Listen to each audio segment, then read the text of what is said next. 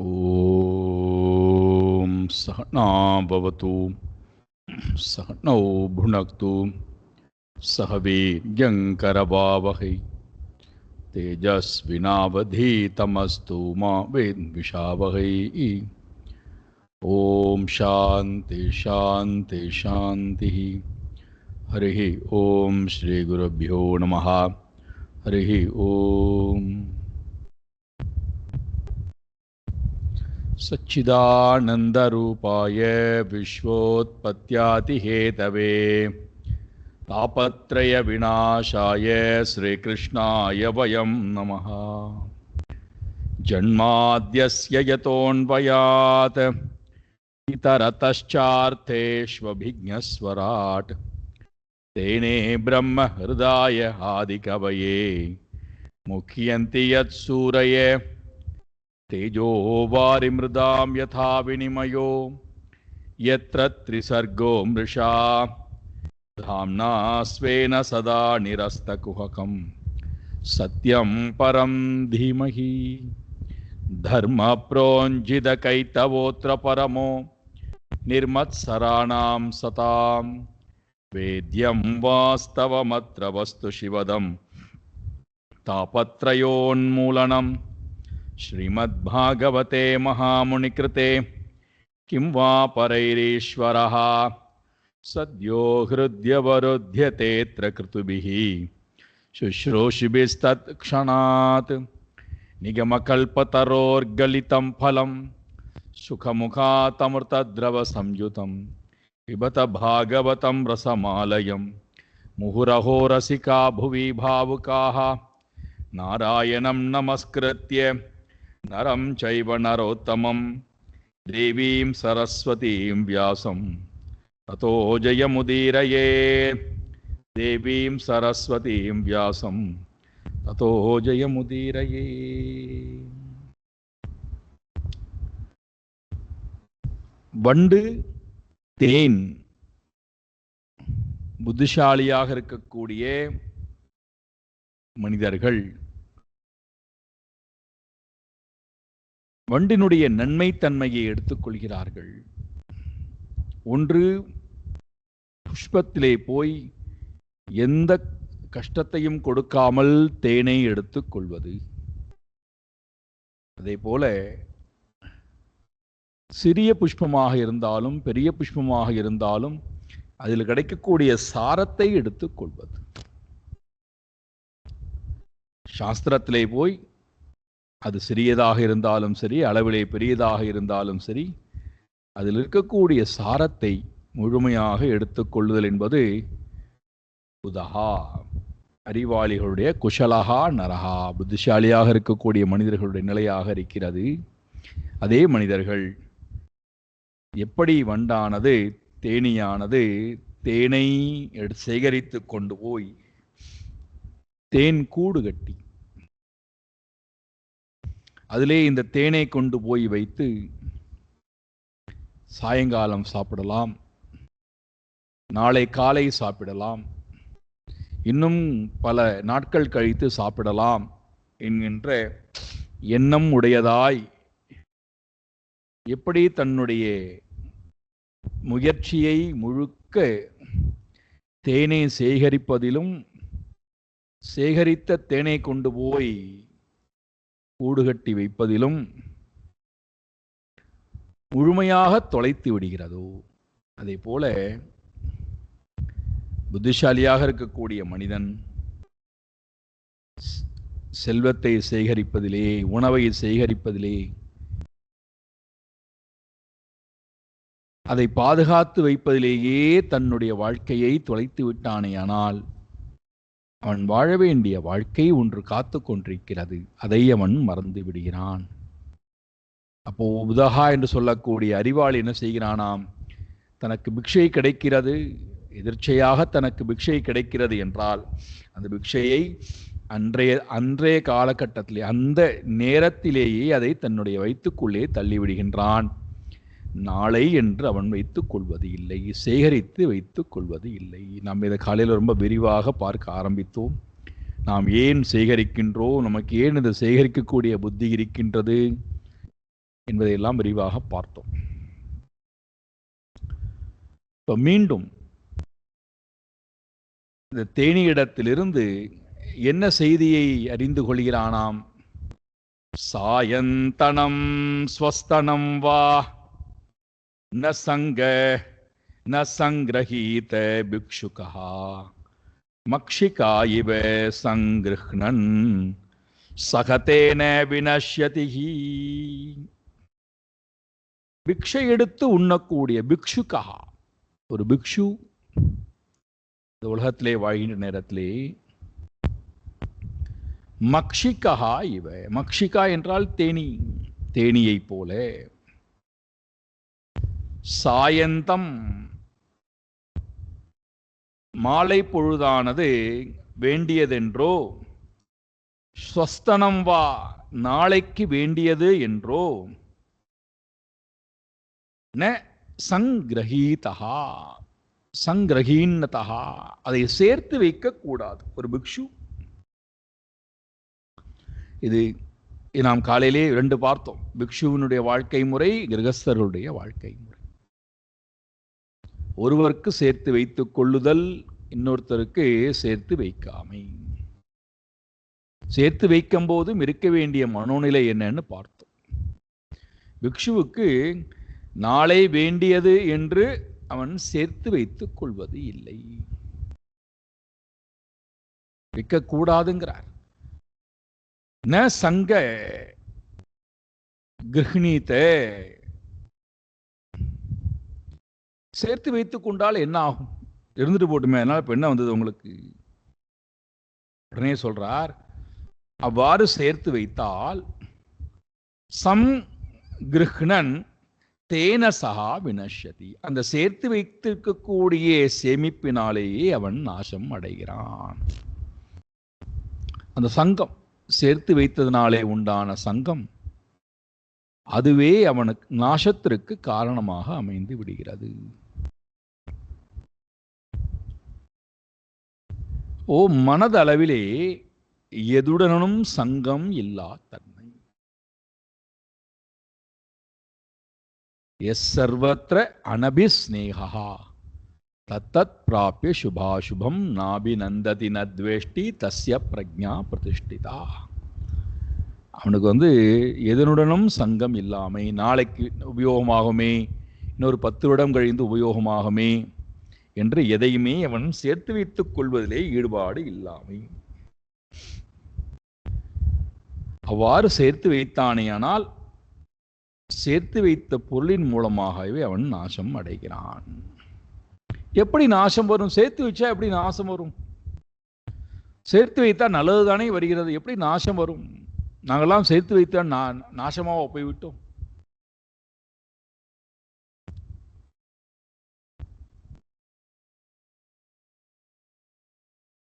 ரொம்ப சூக்ஷ்மமாக நாம் சிந்தித்தோமையானால்,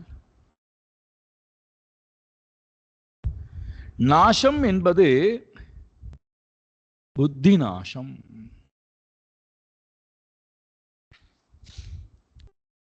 நாசம் என்பது லட்சிய நாசம்.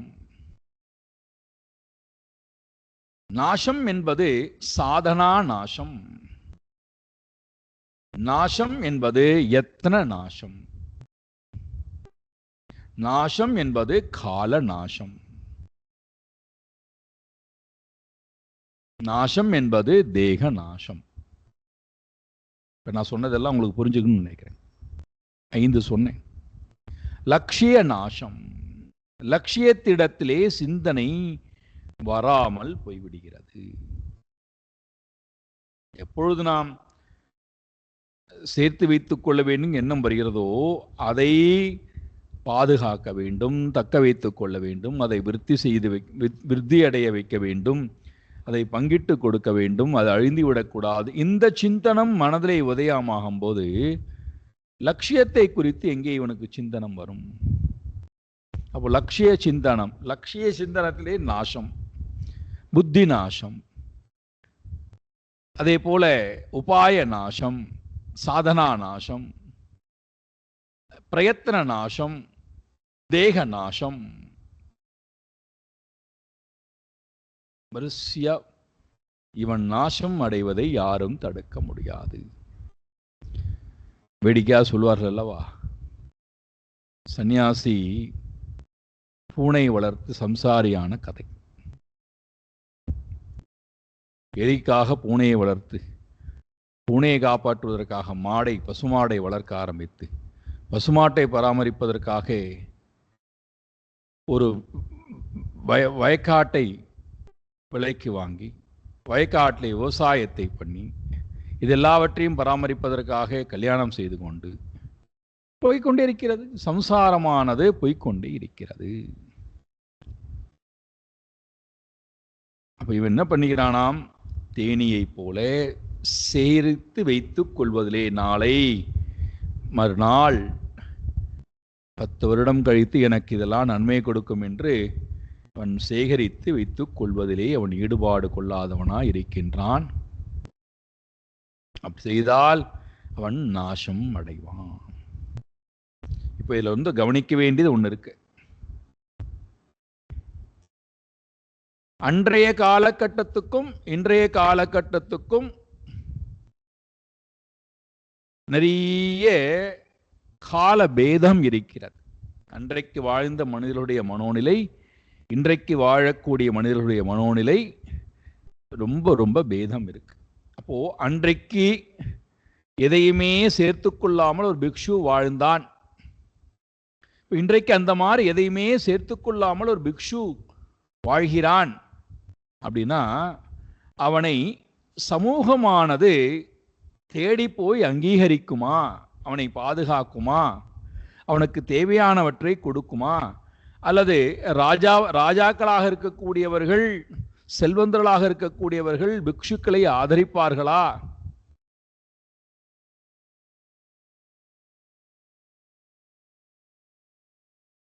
அப்ப என்ன செய்வது? இன்றைய காலகட்டத்துக்கு ஏற்ப இவன் தன்னுடைய சுய சாதனையிலே இருக்க வேண்டும், தன்னுடைய ஆன்ம வாழ்க்கையிலே இவன் நகர வேண்டும், தன் இலக்கை நோக்கி இவன் போக வேண்டும். எந்த வகையிலும் யாருக்கும் எந்த தொந்தரவும் கொடுத்து விடக்கூடாது. அதே நேரத்திலே தன்னையும் பாதுகாத்து கொள்ள வேண்டும். அப்ப என்ன பண்ணுவது? எவ்வளவு தேவையோ அவ்வளவு தேவையானவற்றை சேகரித்து வைத்துக் கொள்கிறான். அதிலும் இவனுக்கு நாளை இது நன்மையை கொடுக்கும் என்கின்ற எண்ணம், அதுல சங்கம் பற்று இல்லா தன்மை இருந்தால் இருக்கிறது. இன்றைய தினம் இங்கே இருக்கிறது, இன்றைய தினம் இந்த பொருளோடு நான் இருக்கிறேன், இதற்கும் எனக்கும் எந்த சம்பந்தமும் இல்லை. என்னுடைய உபயோகத்திற்காக இவ இருக்கிறது, இவைகளை பாதுகாப்பதற்காக நான் இல்லை, இவைகள்தான் என்னுடைய வாழ்க்கையின் இலக்குக்காக நான் இருக்கவில்லை. அதன்பால் எந்த சங்கமும் இல்லாமல் அவன் இருந்து பழகுதல்.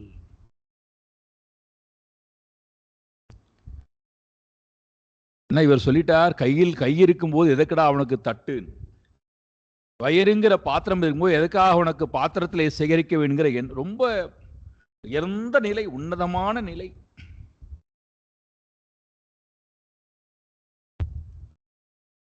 ஆனா இன்றைக்கு நாம் அந்த மாதிரி கையிலே வாங்கி சாப்பிட முடியுமா? வயிறை மட்டுமே பாத்திரமாக கொண்டு அடைத்து வைக்க முடியுமா?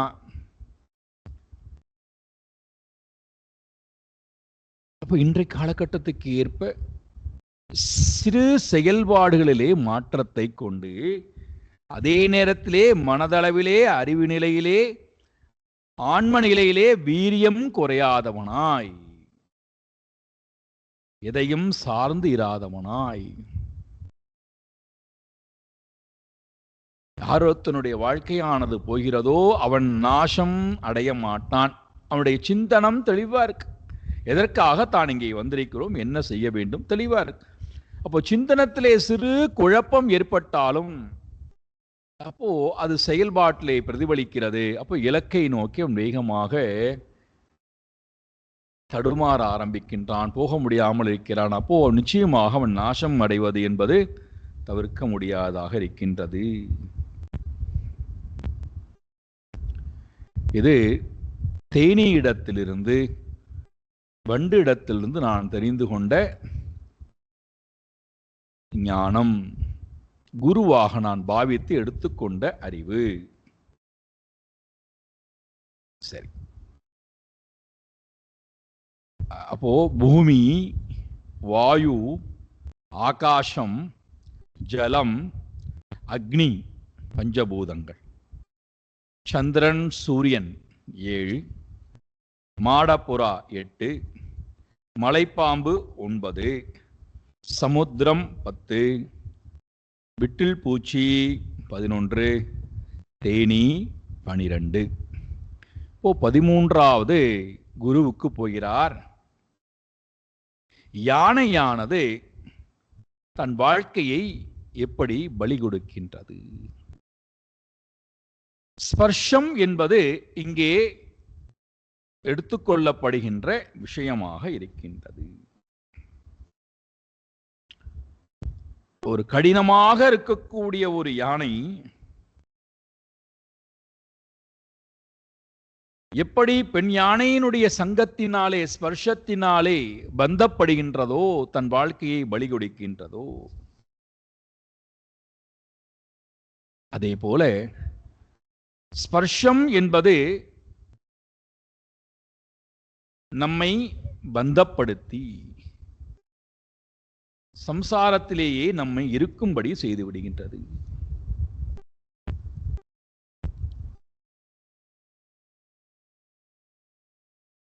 கடினமாக இருக்கக்கூடிய ஒரு யானையை பிடிப்பதற்கு எப்படி ஸ்பர்ஷம், பெண் யானையினுடைய துணையை கொண்டு ஆண் யானை இடத்திலே கொண்டு போய் நிறுத்தி, எப்படி அவன் ஒரு பெரிய குழியை தோண்டி அதிலே இந்த யானையை பிடித்து அதை தன்னுடைய அடிமையாக ஆக்குகின்றானோ,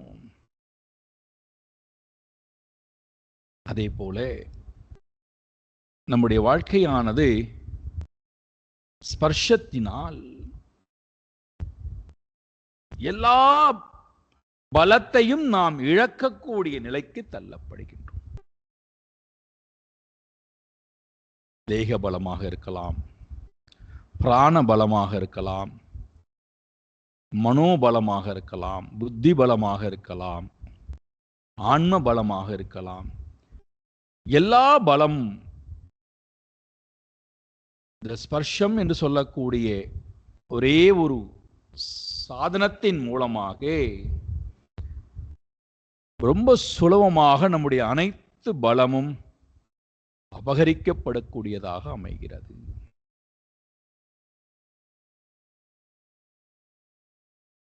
ஆகையினாலே நான் தெரிந்து கொண்டவை என்னவென்றால், ஸ்பர்ஷத்திற்கு அடிமையாகாமை, யானையை போல அது என்னை பந்தப்படுத்திவிடும்.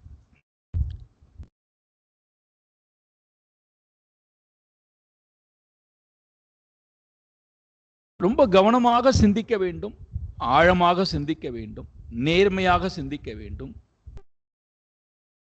உள்ளார்ந்து சிந்தித்தோமையானால்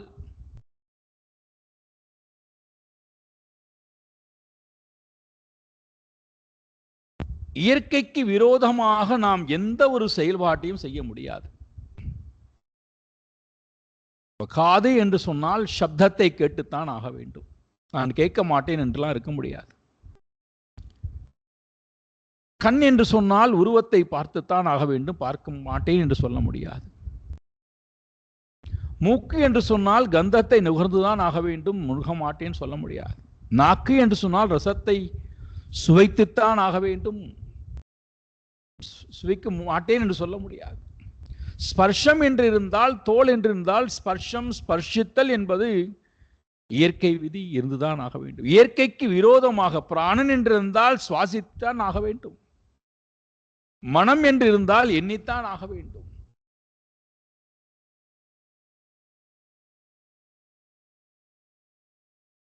இயற்கைக்கு விரோதமாக நான் இதெல்லாம் செய்ய மாட்டேன் அப்படின்னு சொன்னால் நம்மளால் செய்யாமல் இருக்க முடியாது. அப்படி செஞ்சால் அது நமக்கு மனதிலே ஆழ்ந்த இறுக்கத்தை தான், ஸ்ட்ரெஸ்ன்னு சொல்றோம் அல்லவா, ஆழ்ந்த இறுக்கத்தை தான் கொண்டு வரும்.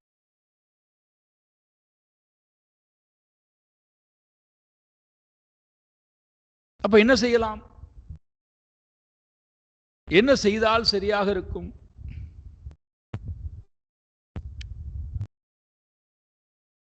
இந்திரியங்கள் சுயமாக இயங்குவது இல்லை.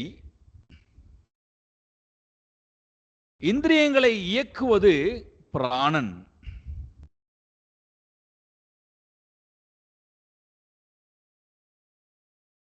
பிராணன் இல்லை என்று சொன்னால் இந்திரியங்கள் இருந்தும் எந்த விஷயங்களும் நம்மை மோகிக்கவும் வைக்காது, சுகப்படவும் வைக்காது, துக்கப்படவும் வைக்காது.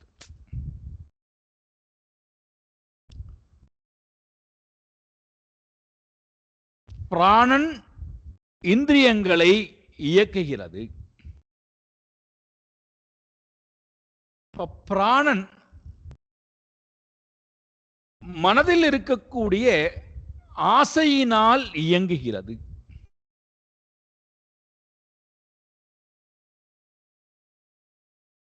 மனதில் இருக்கக்கூடிய ஆசைதான் பிராணனை உந்து சக்தியாக கொண்டு தள்ளுகிறது. நேரடியாக ஆசை இந்திரியத்திடத்திலே வருவது இல்லை, அது பிராணனை தூண்டி விடுகிறது.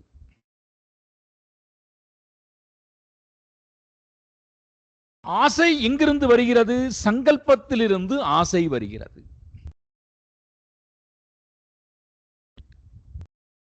சங்கல்பம் ஆசையாக மாறுகிறது. ஆசை பிராணனை தூண்டி விடுகிறது. பிராணன் இந்திரியத்தை தூண்டி விடுகிறது. இந்திரியன் இந்திரிய விஷயத்தை போய் தொடுகிறது. சங்கல்பம் எங்கிருந்து வருகிறது? என்னுடைய மனதிலே முக்குணங்கள் என்று சொல்லக்கூடிய சக்தியானது இருக்கிறது, ஸ்வபாவம். அந்த ஸ்வபாவத்திலிருந்து சங்கல்பம் வருகிறது. அந்த ஸ்வபாவத்தில் வாசனைகள் நிறைந்திருக்கிறது. அந்த வாசனையோட கூடியிருக்கக்கூடிய அபிமானி, அகங்காரியானவன் வாசனையுடன் கூடி சங்கல்பம் செய்கிறான். அப்போ சங்கல்பமானது நான் கூட்டல் வாசனா.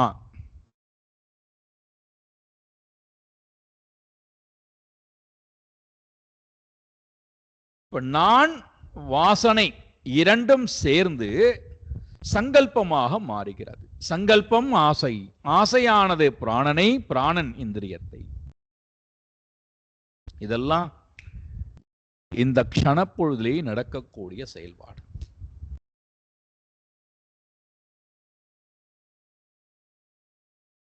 இப்போ இந்த நான் வாசனையுடன் சேர்ந்திருக்கின்ற வரை நான் எதனுடனும் சேர மாட்டேன் அப்படின்னு சொன்னேன்னு வச்சுப்போம். அங்கதான் இந்த மன அழுத்தம் என்பது வருகிறது. பிராணன் ஒழுங்காக செயல்பட முடியாமல் அகங்காரத்தால் அழுத்தப்படுகிறது. ஆசையானது பிராணனோட சேராமல் தடுக்கப்படுகிறது. பிராணனானது இந்திரியத்தோட சேராமல் தடுக்கப்படுகிறது. அப்போ உள்ளுக்குள்ள பார்த்தீங்கன்னா ஒரு பெரிய போராட்டம்.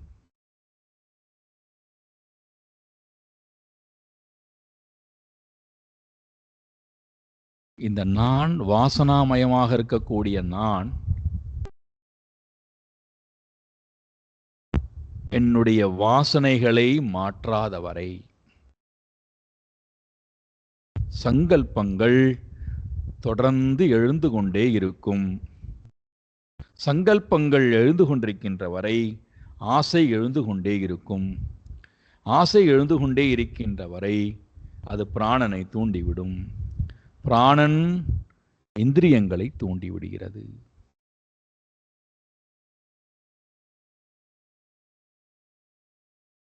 இப்போ இந்த நான்கிற சங்கல்பம், வாசனைகளோட கூடியிருக்கக்கூடிய இந்த நான் விஷய வாசனைகளை ஸ்மரிக்கின்ற வரை, சாஸ்திர வாசனா, லோக வாசனா, தேக வாசனா, இதை ஸ்மரிக்கின்ற வரை நான் கட்டுப்பாடுடன் இருக்கிறேன். நான் ஸ்பர்ஷிக்கப் போவது இல்லை, நான் தர்ஷிக்கப் போவது இல்லை, நான் நுகரப் போவது இல்லை, நான் பேசப்போவது இல்லை. முடியாத காரியம். ஒரு இடத்துல பேசாம இருப்போம், அதுக்கு விரோதமா வேற இடத்துல மணிக்கணக்கா பேசிக்கொண்டிருப்போம். ஒரு பொருளை பார்க்காமல் இருப்போம், மணிக்கணக்கா வேறொரு பொருளை பார்த்து கொண்டே இருப்போம். ஒரு பொருளை ஸ்பர்ஷிக்க மாட்டோம், வேற ஏதோ ஒரு பொருளை ஸ்பர்ஷித்து கொண்டே இருப்போம். வேற எங்கோ நாட்டம் போகும்.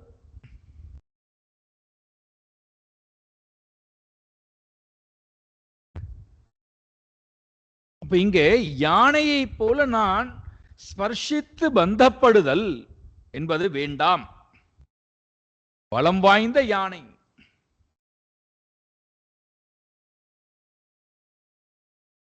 ஆண் யானையானது பெண் யானையால் ஸ்பர்ஷிக்கப்பட்டு எப்படி மற்ற யானைகளால் கொல்லப்படுகின்றதோ, அதே போல நாமும் நம்முடைய இந்த 5 நாளும் கொல்லப்படுகிறோம். வேற யாரும் காரணம் இல்லை.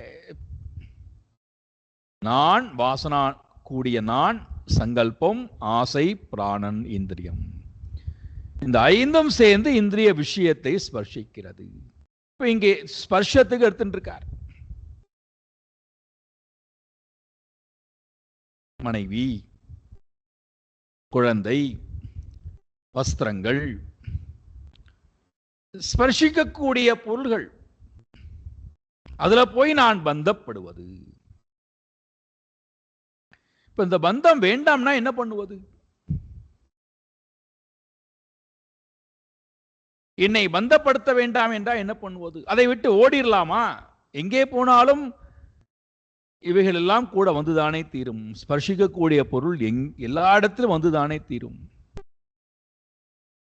ஏதாவது ரூபத்தை நான் பார்த்துத்தானே ஆக வேண்டும், சாப்பிட்டுத்தானே ஆக வேண்டும், கேட்டுத்தானே ஆக வேண்டும், ஸ்பர்ஷித்தானே ஆக வேண்டும்.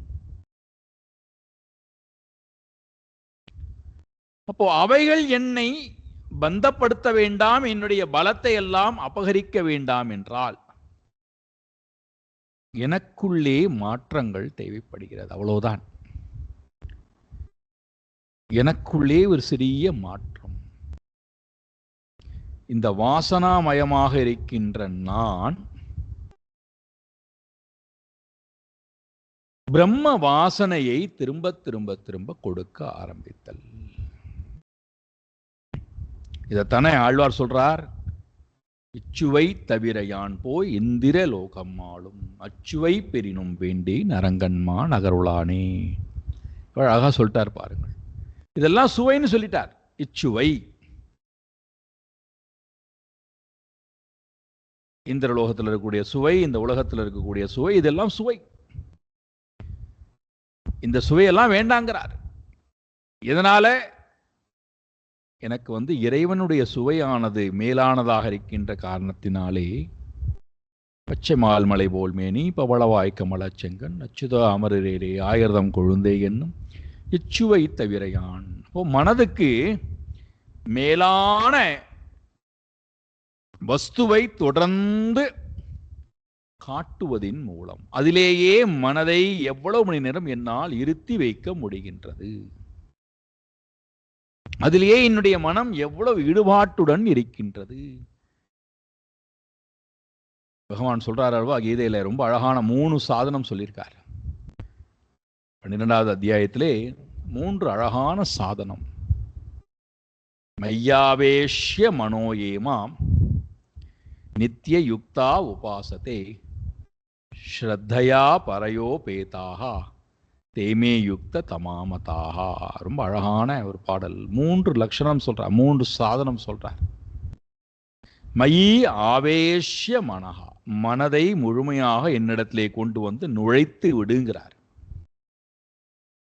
மையாவேஷ்ய மனஹா, மாம் என்னிடத்திலே, மயி ஆவேஷ்ய மனஹா. நித்திய யுக்தாக, எப்பொழுதும் என்னோடையே இணைந்து இருங்கிறார். Always be with me. எப்படி? பரயா ஸ்ரத்தையா உபேதாக, மேலான நம்பிக்கை கொண்டவனாய். இப்ப இங்க இந்த மூன்றும் ரொம்ப ரொம்ப முக்கியமான சாதனம். மேலான நம்பிக்கை எங்க இருக்கோ அங்கதான் யுக்தம் வரும். எங்கே யுக்தம் இருக்கோ அங்கேதான் மனம் ஒருமுகப்படும். அப்ப கீழிருந்து மேல போகணும். மேலான நம்பிக்கை எங்கே இருக்கிறதோ, இந்த இடத்துல பரயா ஸ்ரத்தையா என்றால் மேலான நம்பிக்கை, மேலான ஈடுபாடு, மேலான பக்தி. என்னிடத்திலே மேலான நம்பிக்கையும் மேலான பக்தியும் கொண்டவனாய் இரு. பரயா ஸ்ரத்தையா உபேதாக, கூடியவனாய், பூர்ண பக்தியும் நம்பிக்கையும் கொண்டவனாய்.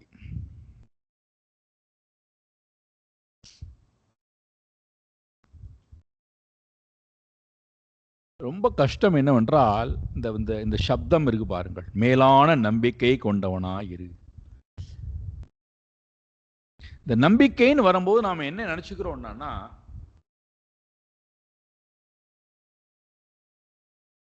எந்த செயலுமே செய்ய வேண்டாம், அவர் பார்த்துப்பார். இந்த ஒரு முடிவுக்கு வந்துடுறோம். ஒண்ணு, முதல் நிலையில நான் அவரை முழுமையா நம்புறேன், அவரை நிச்சயமா காப்பாத்தி விடுவார், நான் ஒரு வேலை செய்ய வேண்டாம், அவரே எல்லாம் பார்த்துப்பார். இது ஒரு சாரார். ஒரு சாரார் நம்புறேன், ஆனா முழுமையெல்லாம் நம்ப மாட்டேன், நான் நம்புகின்ற அளவுக்கு எனக்கு விளைவுகள் வந்து கொண்டே இருந்தால் நம்புவேன், விளைவுகள் வராத வரைக்கும் நம்பிக்கை வராது.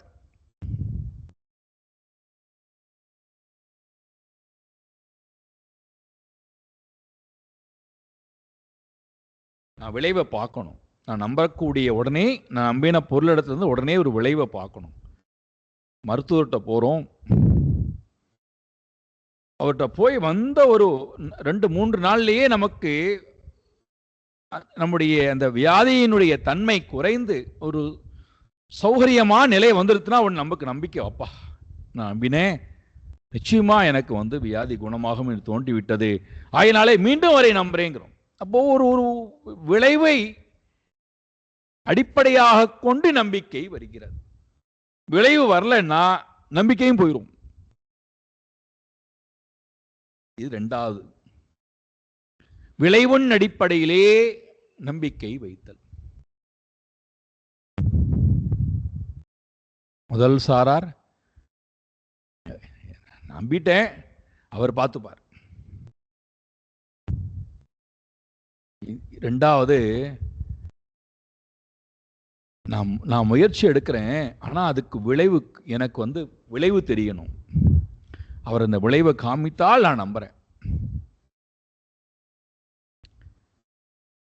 மூன்றாவது சாரார் நம்பிக்கையே இல்லாதவர்கள், என்ன சொன்னாலும் நம்பிக்கை இல்லாத. இவர்களுக்கு தன் நம்பிக்கையும் கிடையாது, இறைவனின் பாலும் நம்பிக்கை கிடையாது. இது மூன்றாவது. தன்னையும் நம்ப மாட்டார்கள். தன்னையே நம்பாத போது இவர்கள் மற்றவர்களை நம்ப போகிறார்களா என்ன?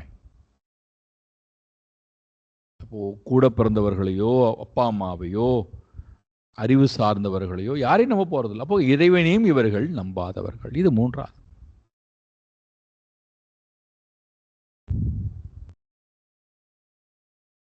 நாலாவது ஒருவர், நான் நம்புகிறேன், ஆனால் எதையுமே வாழ்க்கையில பின்பற்ற மாட்டேன். நம்பிக்கையெல்லாம் இருக்கு, ஆனால் நான் எதையுமே பின்பற்ற மாட்டேன். மருத்துவரை நான் நம்புறேன், ஆனால் அவர் சொல்ற மாத்திரையை நான் சாப்பிடவே மாட்டேன். அவர் சொல்லக்கூடிய வழிமுறைகளை பின்பற்றவும் மாட்டேன். நம்பிக்கை இருக்கு, ஆனால் வியாதி மட்டும் குணமாகணும், ஆனால் நான் நம்புறேன், ஆனால் எதையுமே நான் அவர் சொல்லுவதை பின்பற்ற மாட்டேன்.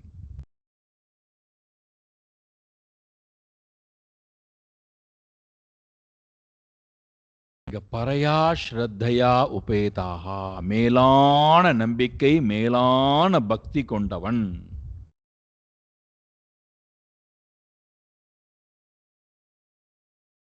நம்பிக்கை மேலான நம்பிக்கை கொண்டவனாய், என்னிடத்திலே மேலான நம்பிக்கை கொண்டவனாய் இருன்னு பகவான் சொல்லுவதற்கு காரணம், அவர் அதுக்கு முன்னாடி நீங்க பார்த்தீங்கன்னா 11ஆவது அத்தியாயம், 10வது அத்தியாயம், 9வது அத்தியாயம், 7வது அத்தியாயத்திலிருந்து 7, 8, 9, 10, 11 இந்த 5 அத்தியாயத்திலே தன்னை குறித்து முழுமையாக பேசியிருக்கார். அதற்கு பிறகுதான் அந்த வார்த்தையை சொல்றார். 12வது அத்தியாயம் வரும்போது தான் பரையா ஸ்ரத்தையா உபேதாகா. இந்த 5 அத்தியாயங்கள் பேசாமல் இருந்திருந்தார்னா பகவான் அந்த வார்த்தையை சொல்லியிருக்கவே மாட்டார். முதல் 6 அத்தியாயத்தில் பகவான் சொல்லவே இல்லை இந்த வார்த்தையை. 2வது அத்தியாயம் வரும்போது தான் சொல்றார், பரையா ஸ்ரத்தையா உபேதாகா, என்னிடத்திலே மேலான நம்பிக்கை கொள். இப்ப அர்ஜுனனுக்கு ஏன் நான் இறைவனிடத்திலே மேலான நம்பிக்கை கொள்ளணுங்கிற கேள்வி வரல. ஏன் தெரியுமா? 11வது அத்தியாயத்திலே 10வது அத்தியாயத்திலே தான் யார் என்பதை காமித்து விட்டார். தன்னுடைய பலம் என்ன என்பதை காமித்து விட்டார். தன்னுடைய பிறப்பின் நோக்கம் என்ன என்பதை காமித்து விட்டார். தான் என்ன செய்தோம், செய்து கொண்டிருக்கிறோம், செய்ய போகின்றோம் என்பதை காமித்து விட்டார். நீ எல்லா வகையிலும் வெறும் கருவிதான், எல்லாவற்றுக்கும் நான் தான் கர்த்தா என்பதை காமித்து விட்டார்.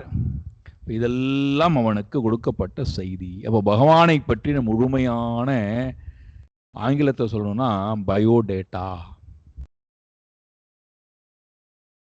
இறைவனை பற்றின முழுமையான செய்திகளை எல்லாம் சேகரித்ததற்கு பிறகு இப்பொழுது அவனுக்கு பகவான் சொல்றார், என்னிடத்திலே மேலான ஈடுபாடு நம்பிக்கை கொண்டவனாயிரு. நமக்கும் அதுதான். இறைவனிடத்திலே நமக்கு எப்போ நம்பிக்கை வரும், மேலான நம்பிக்கை மேலான பக்தி எப்பொழுது வரும் என்றால், இறைவனை பற்றின முழுமையான அறிவு, அவருடைய ஆற்றல். பகவான் சொல்றார் அல்லவா, 2 பொருள் சொல்றார் அல்லவா, ஜன்ம கர்ம சமே திவ்யம் ஏவம் யோவேதி தத்வதா த்யக்த்வா தேகம் புனர்ஜன்ம நைதி மாமேதி சோர்ஜுனா.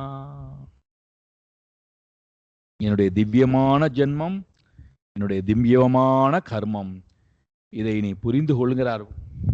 யோ தத்துவதா வேதி, யார் உள்ளதை உள்ளபடி பார்க்கிறார்களோ, அறிந்து கொள்கிறார்களோ, தியக்த்வா தேகம், அவர்கள் தேகத்தை விட்டதற்கு பிறகு புனர்ஜென்மம் ந யாதி, அவர்கள் மீண்டும் பிறப்பை அடைவது இல்லை.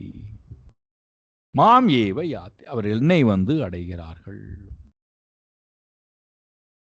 அப்போ இங்க முதல் விஷயமா பரையா ஸ்ரத்தையா, இறைவன்பால் மேலான நம்பிக்கை, இறைவனின்பால் மேலான ஈடுபாடு நமக்கு வரணும். மாறாததா இருக்கணும். அது அந்த நம்பிக்கை மேலானதாகவும் மாறாததாகவும் இடைவிடாமல் அந்த பூர்ண நம்பிக்கை இருக்கணும். அது இன்பத்திலும் துன்பத்திலும், மானத்திலும் அவமானத்திலும், பிரியத்திலும் அப்பிரியத்திலும், ஜெயத்திலும் எல்லா நிலைகளிலும் இறைவன் இருக்கிறான், இறைவன்தான், இறைவனால்தான் ஆட்கொள்ளப்பட்டோங்கிற அந்த பூர்ண நம்பிக்கை இருந்ததுனால்தான் அப்பர் சுவாமியால் 4 விதமான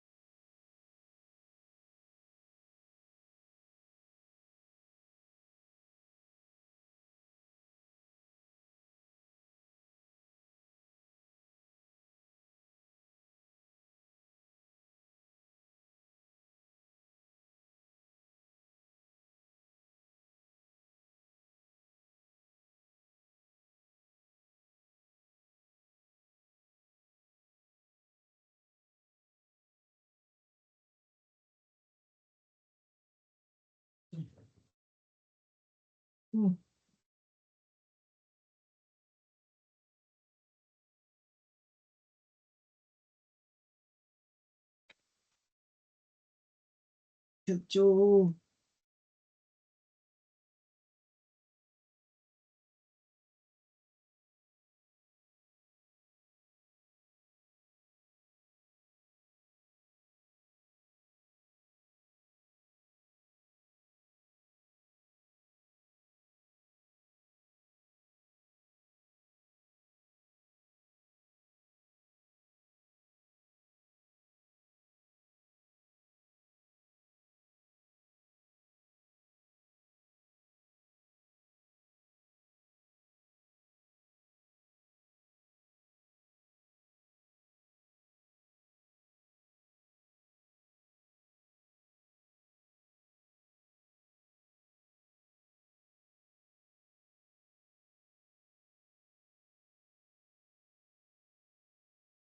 கேட்கல சாமிஜி, இன்னும்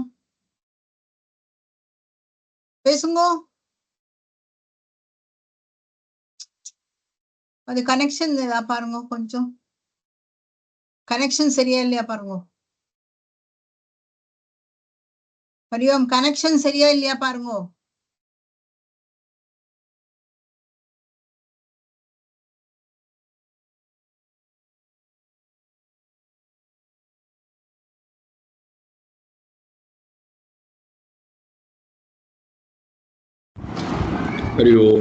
இப்ப கேக்குறது. பேசுங்க, இருங்க இருங்க, பேசுங்க பேசுங்க. ஹரியோம். கண்டினியூஸா பேசி பாருங்க. சேகரித்தல், சேமித்து வைத்தல், அதை பாதுகாப்பதிலேயே என்னுடைய வாழ்க்கை போய்விடுமே தவிர நான் வாழ வேண்டிய வாழ்க்கை எனக்கு ஞாபகத்துக்கே வராமல் போய்விடுகிறது. யார் யாரெல்லாமோ சாப்பிடுகிறார்கள் சொல்றார். சன்னியாசி வந்து வாங்கி கொண்டு போய் விடுகின்றான். வியாதியஸ்தர்கள் திருடர்கள் வந்து அபகரித்துக் கொண்டு போகிறார்கள். எல்லோரும் யார் யாருக்கு அந்த செல்வங்கள் அபகரிக்கப்படுவதாக இருக்கிறதோ அவர் எல்லோரும் வந்து எடுத்துக்கொண்டு போய்விடுகிறார்கள். ஆகையினாலே நான் தேனை எடுப்பவனைப் போல என்னுடைய வாழ்க்கையை மற்றவர்களிடத்திலே கொடுத்து விடாமல் செல்வத்தை சேகரிப்பதிலேயே என்னுடைய வாழ்க்கையை தொலைத்து விடாமல்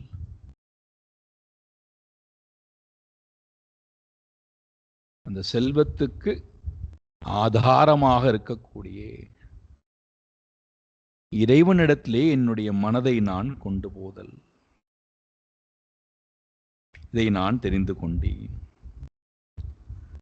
இது லோபத்துக்கு கொடுக்கக்கூடிய, லோபத்தினாலே வரக்கூடிய பெரிய தடை. இதே கருத்தை தான் ஆதிசங்கர பகவத் பாதாளம் பஜகோவிந்தில் சொல்றார். ஹரதி நிமேஷாத் காலக சர்வம். ஒரு க்ஷணப்பொழுதிலே காலன் அத்தனையும் அபகரித்துக் கொண்டு போய்விடுகிறான்.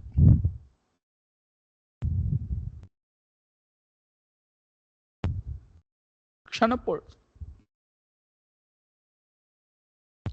அது வேண்டாம் என்றால் என்னுடைய சிந்தனையை முழுக்க நான் இறைவனின் வால் கொண்டு போதல். அடுத்த ஒரு அழகான குரு மான்.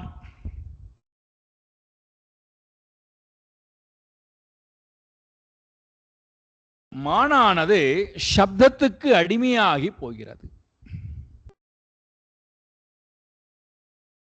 புல்லாங்குழலை ஊதுகின்றான், காட்டிலே மறைந்து நின்று கொண்டு. சப்தத்துக்கு அடிமையாகி போன மான் வலையை விரித்திருப்பது கூட தெரியாமல், வேடுவன் வலையை விரித்திருப்பது கூட தெரியாமல், அல்லது மறைந்திருந்து கொண்டு அம்பை கொண்டு அதை அடிப்பதற்காக காத்து கொண்டிருப்பது கூட தெரியாமல் அதை அந்த இடத்தை நோக்கி வருகிறது. ஒன்று வலையிலே மாற்றி தன் உயிரை பலி கொடுக்கிறது, அல்லது அம்பால் எய்யப்பட்டு தன் உயிரை மாய்த்து கொண்டு யார் எய்தானோ அவன் கைக்கு உணவாக மாறுகிறது. சப்தத்துக்கு அடிமையாகி போய்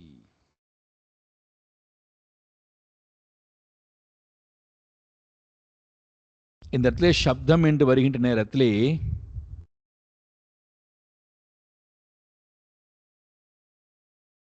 லௌகீக சப்தம்,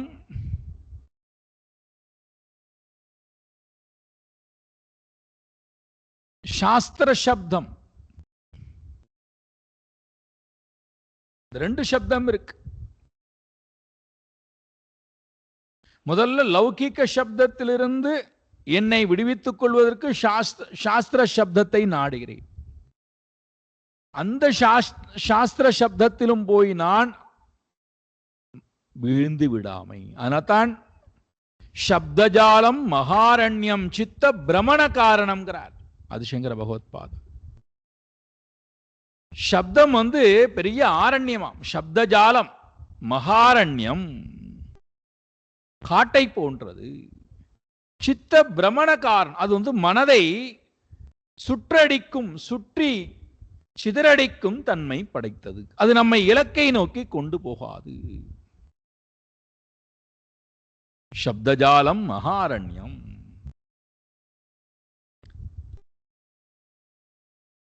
அப்போ நான் லௌகிக சப்தத்திலிருந்து விடுபடுவதற்கு நான் சாஸ்திர சப்தத்தை நாடுகிறேன்.